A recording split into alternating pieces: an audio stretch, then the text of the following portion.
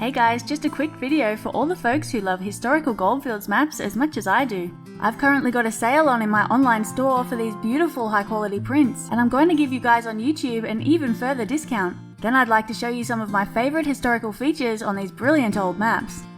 These huge prints are of my all-time favourite Goldfields maps, and they've been professionally restored, enhanced and styled as a matching set by a very talented local graphic designer in a bout of what I can only call absolute digital wizardry. Check it out, I've got maps of Bendigo, Ballarat, Castlemaine and Chewton, the wider Castlemaine Mining District, Maryborough and Queensland. I've also got 4 of my best-selling Victorian maps available as a bundle with big savings. These prints make a fantastic addition to any man cave and are the perfect gift for any gold prospector or history buff. You can frame them, or you can do what I did with this Ballarat map and put it beneath the glass of an antique coffee table, the perfect place to keep a few Goldfields history books. And here's one for those who may be interested in the darker side of Goldfields history. Delve into the macabre past of the Maryborough Goldfields and discover historical incidents of murder, mayhem, suicide, arson, armed conflicts, ghost hoaxing, and more. This delightfully dreadful murder and mayhem print offers a gruesome glimpse into some of the many darker aspects of local history. Set on a historical Goldfields map of Maryborough from the early 20th century, this print displays a collection of grisly incidents which were reported in the newspapers between the late 1850s and early 1930s. All these maps are printed on a high-quality 200 GSM durable synthetic paper. They have excellent tear resistance, chemical resistance and UV resistance, and are topped off with a sleek satin finish.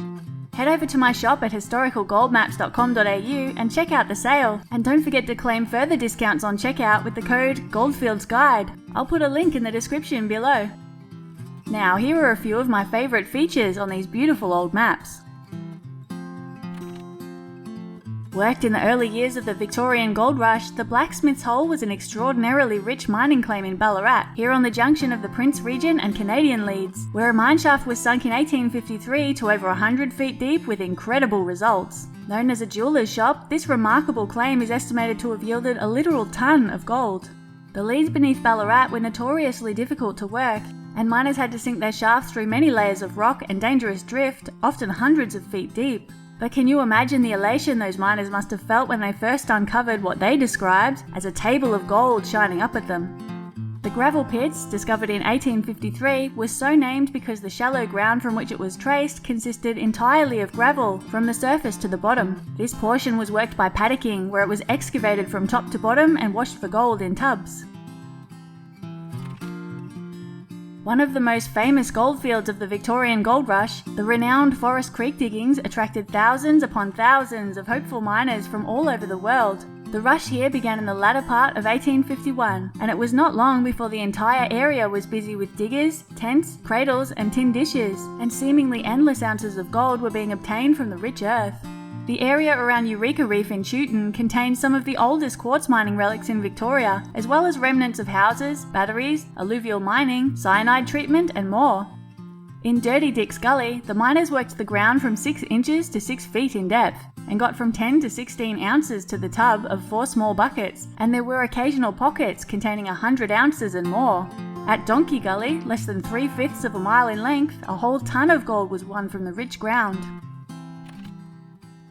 First known as Simpson's diggings, Maryborough's gold rush began along 4 Mile Creek in the winter of 1854. The area quickly gained its reputation as a rich and profitable field, with reports of magnificent gold nuggets being discovered in abundance. Thousands of people soon flocked to the area to try their luck. However, they were faced with a great challenge. Water was extremely scarce and had to be carted 4 miles to the diggings, at a price of course.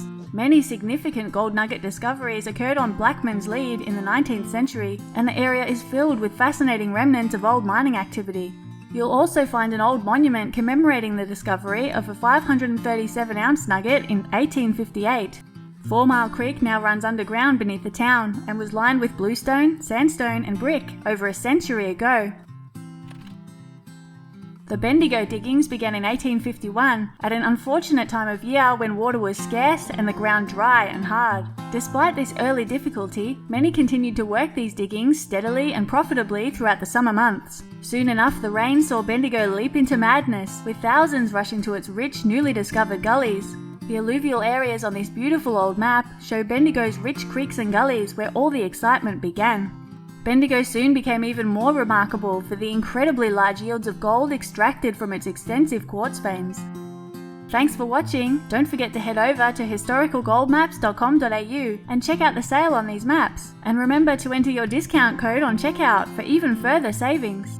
In my next video, we're going to be exploring the fascinating remnants of quartz mining operations, which you can come across out in the bush in the Victorian goldfields. If you haven't already, be sure to subscribe and turn on notifications.